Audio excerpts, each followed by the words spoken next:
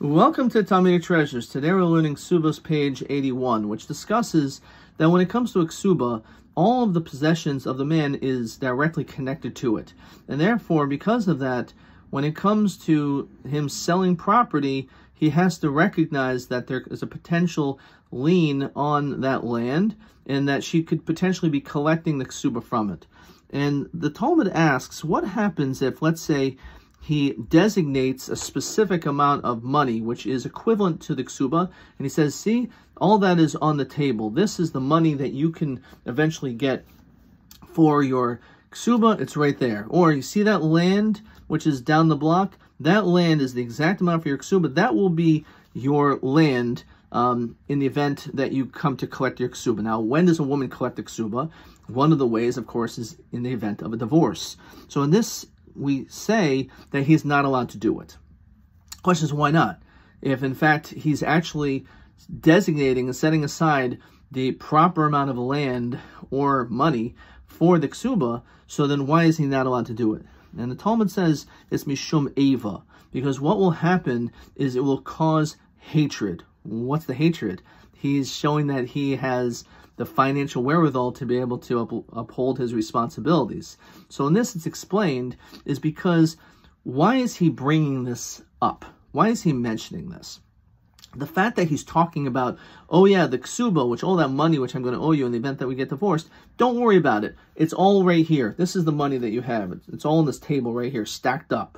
So what is she going to think? She's going to start thinking that the reason why he's bringing this conversation up is probably because he has the mindset to already want to divorce me. The fact that he's even contemplating and discussing this is a notion of, again, that this is the beginning of the end.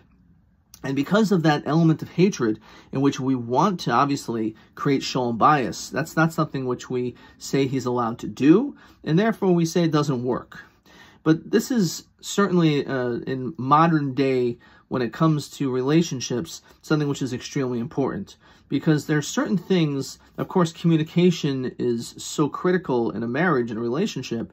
However, there's certain things that one should not even joke around, shouldn't even talk about. And one of them is the element of divorce. Oh yeah, if I divorce you and this and that, even though it seems like you're saying it tongue-in-cheek, you're saying it as a joke, it's not funny. It's not a conversation that should be said.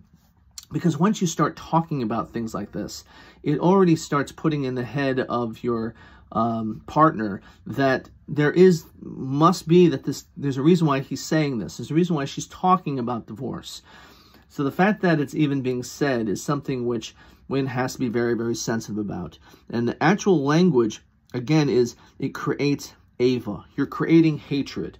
And obviously, in our language, we have the capacity to be able to create greater levels of love with our spouse by what we say, but also what we don't say. And therefore, we have to be very, very careful when it comes to certain conversations that we have to know what to say, and also recognize, even if it seems like it's an innocent conversation, but that doesn't mean necessarily on the receiving end it may be perceived that way. So therefore, you have to be very careful and develop higher levels of emotional intelligence to recognize that what you say can be interpreted or misconstrued in a way which could have negative feelings. And in our relationships, we have to do our part to try to increase shalom bayit, peace in the home.